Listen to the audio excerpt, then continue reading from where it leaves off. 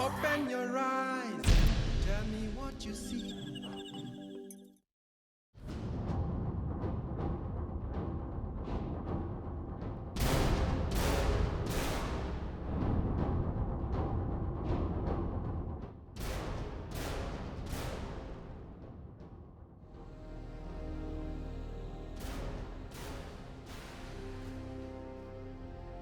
So Sister Hildegardis is the one that actually started off this school. Very strict sister, very particular sister, but very gifted sister. Then Sister Paula, in a very soft-spoken and very quiet way, she had a very interesting kind of dry humor. We have Sister Claudia Menz coming in, a very intense person, very gifted, very good administratively. Patches comes in with a totally different approach to administration. She delegates a lot of what maybe the other principals could have been doing personally, and this was now what the teachers got as mentorship. I think they have a certain resilience and a certain solidness that attracts other people to sort of work around them.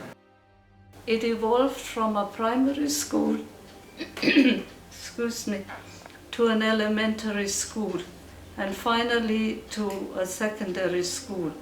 It was always a Catholic-sponsored school, and that was very important. Even if we got girls from another religion, like Muslims, okay, they had to be made aware that this is a compulsory subject and they have to participate. On my first day in PV, I really cried. My first thoughts was, how orderly could one place be? Life ran like a clockwork.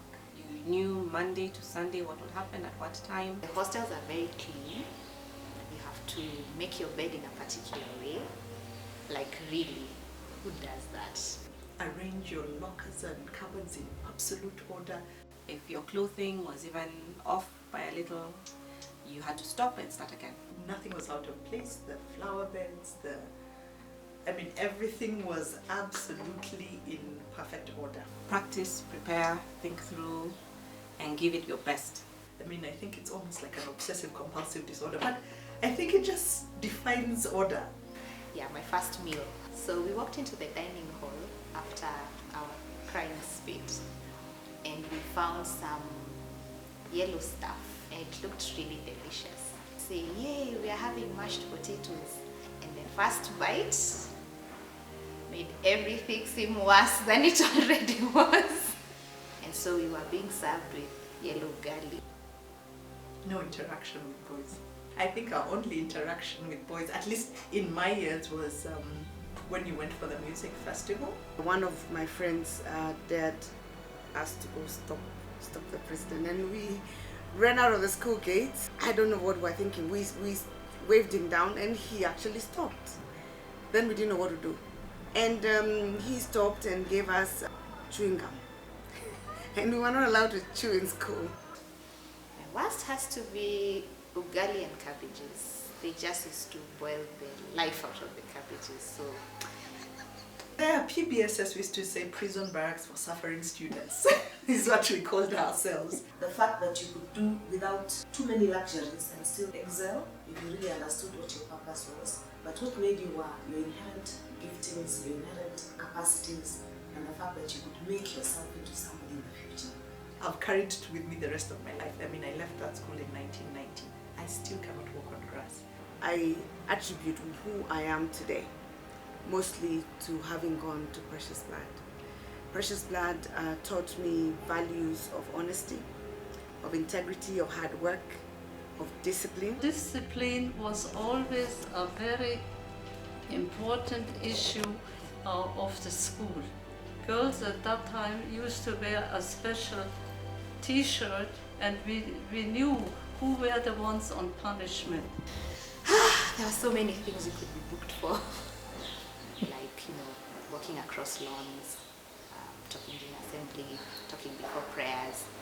I can't imagine how else I would have turned out if I had not gone there. If you look at many people who went to that school, we have very similar values, very similar value systems, very similar drives, very similar choices, especially in life because of the foundation that we got in that school. So the doctors who I've worked with from Precious Blood, I've had no issues whatsoever because we think more or less in a very similar way. What aspects of character We want to emphasize values like honesty, appreciating hard work, shared responsibility. That sort of predisposes you to excellence.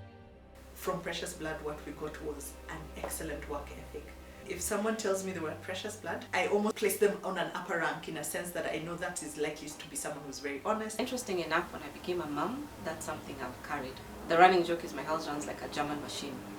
Realizing the value of family, you never know what you're living for until you know what you're going to die for. So choosing to give them the best of me, the best of my youth, my gifts, my ability, and just pour my life into them. It's a very competitive school.